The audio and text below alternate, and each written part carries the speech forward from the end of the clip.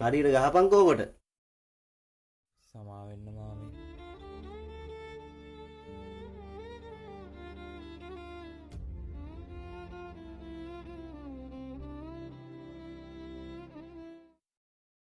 Hello පුතේ.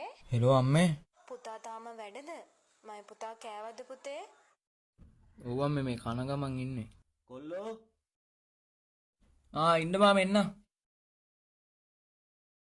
Hello අයියේ. ඔයා අවුරුද්දට එනකොට මට අලුත් ගවුමක් ගේනවනේ. එහෙනම් කොල්ලෝ මං ගිහින් එන්නම්. හරි මාමේ. ඔයා අවුරුද්දට එනකොට මට අලුත් ගවුමක් ගේනවනේ. මල්ලි